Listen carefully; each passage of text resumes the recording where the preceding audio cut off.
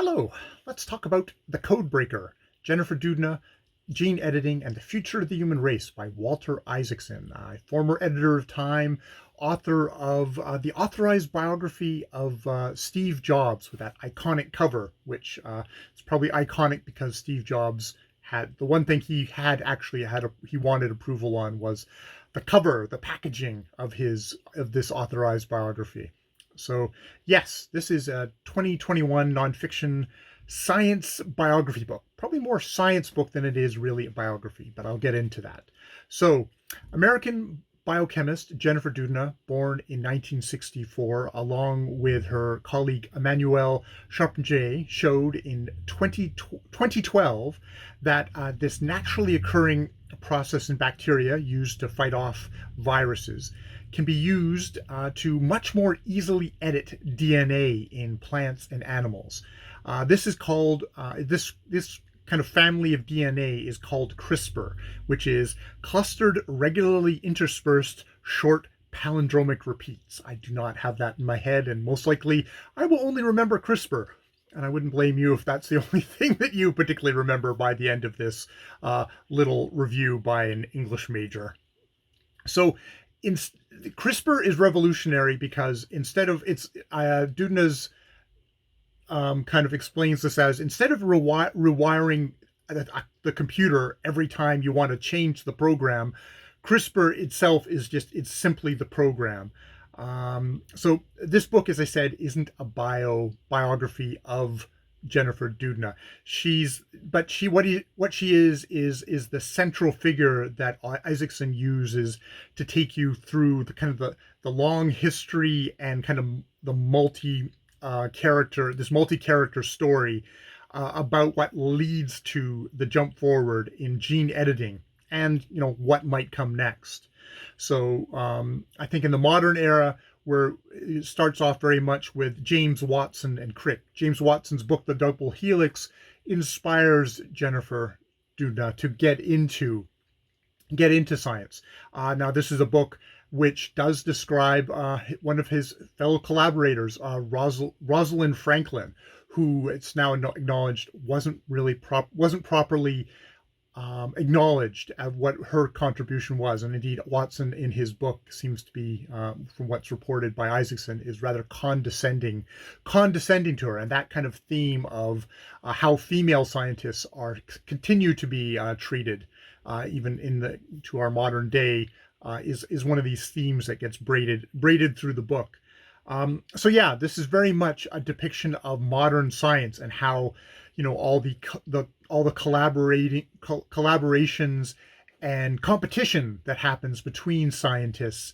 It's very much not one isolated scientist alone in a laboratory who is doing everything. These are giant teams of people here.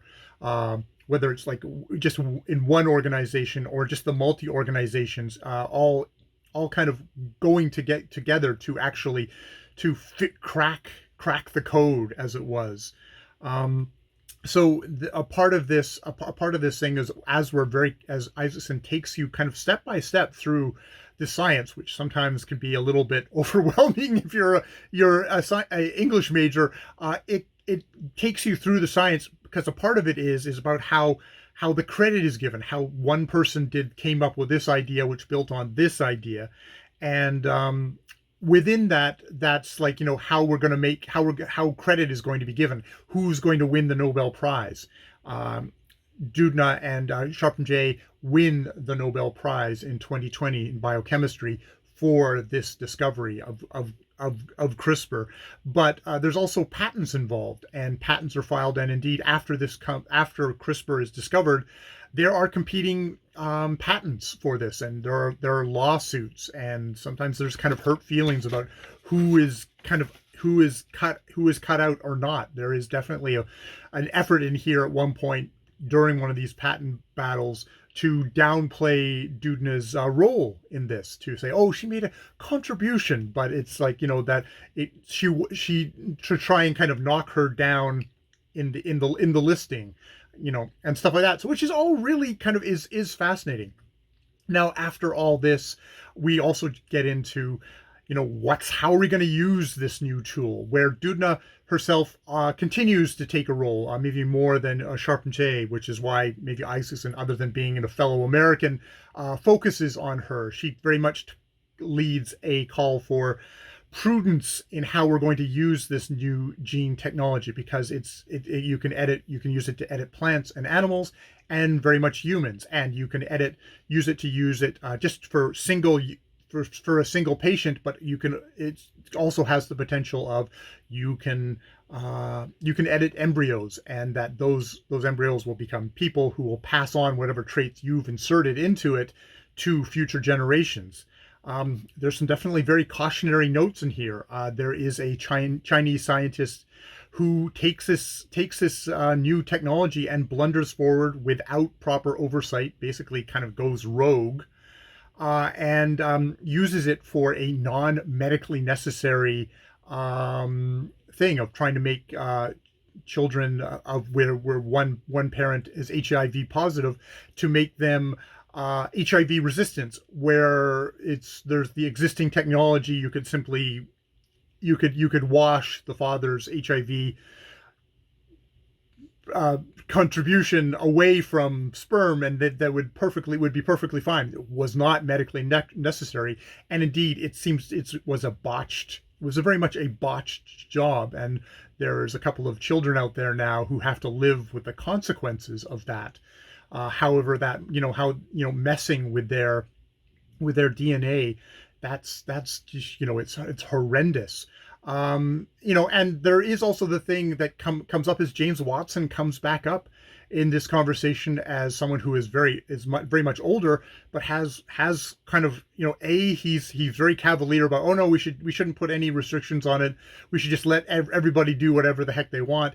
And also possessing kind of racist attitudes, kind of calling back to, the history of, at certain points in our culture, we've had some really wrong-headed ideas, and you can see like kind of eugenic movements, that's something where it could be easily used in ways that would horrify us now. And what is it going to do to future generations? And I mean, if you're editing humans and making that heritable, that is something you do now that lasts for as long as their offspring from those people. So that's a rather awe-inspiring amount of responsibility and care that needs to be taken, and who gets to make the decisions on that. One of the other things here is, like, there's calls from communities that aren't valued by mainstream society. One of them, I think this is outside of the book, the deaf community, saying, like,